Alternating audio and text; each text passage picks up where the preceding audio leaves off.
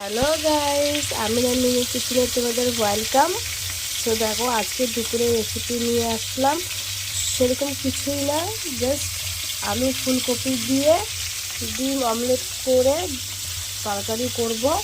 তো এদিকে দেখো, মিষ্টিতে মশলা করেছি। এখানে আছে তোমার আদা, রসুন, পেঁয়াজ আর কাঁচা লঙ্কা বাটা। আর এখানে দেখো টমেটো কেটে রেখেছি, এটা দিয়ে দিব।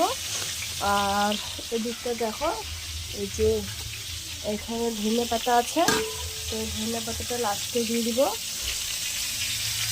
তো এদিকে আমি আলু ফুলকপি ফ্রাই করছি, ভাজা ভাজা করছি। তো আমার আলু ফুলকপিটা ভাজা ভাজা হয়ে গেছে গাইস। তো এখন মশলাটা আমি দিয়ে দিব। প্রথমে ফুলকপিগুলো গরম জলে ধুয়ে নিয়েছি, মানে গরম জলে ফুটিয়ে নিয়েছি ফুলকপিগুলো। তারপরে আলুগুলো যে গোটা জিরা তেলের মধ্যে দিয়ে আলুগুলো প্রথমে ফ্রাই করে নিয়েছি হালকা, তারপর ফুলকপিগুলো দিয়ে ফ্রাই করলাম। তো এখন এই যে টমেটোগুলো দিয়ে দিব এখানে।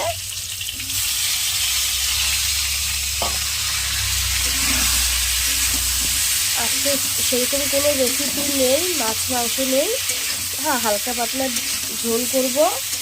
তো কালকে মাংস খেয়েছিলাম, তো আজকে এটাই সিম্পল রেসিপি দিলাম তোমাদেরকে। তোমরা আমার পাশে থাকো আর আমার চ্যানেলটাকে সাবস্ক্রাইব, লাইক, কমেন্ট, শেয়ার করো। আমি এর থেকে আরও ভালো ভিডিও দেওয়ার চেষ্টা করব তোমাদেরকে। তো চলো, আমরা এখন কী করছি, আমি কী করছি তোমাকে দেখাবো।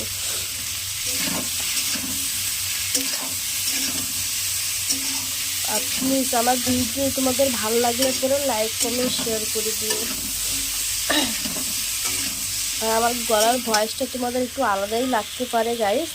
তো আমার শরীরটা একটু খুবই খারাপ, ঠান্ডা লেগে গেছে। এই যে কদিন কালী পূজায় ঘোরাঘুরি, তারপরে কালকে ঠাকুর বিসর্জন করতে গিয়েছিলাম। তো রাত 1:30টার সময় আসি, তো পুরো ঠান্ডা লেগে গেছে, গলাটা ভয়েসটা হয়তো তোমাদের অন্যরকম লাগছে।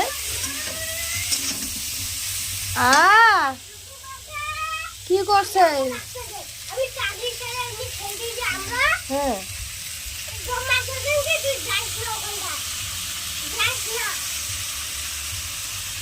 তো দেখো গাইস, এই যে এখানে আমি মিষ্টিতে মশলা করে রেখেছিলাম, তো মশলাটা আমি দিয়ে দিলাম, তোমরা দেখতেই পাচ্ছ।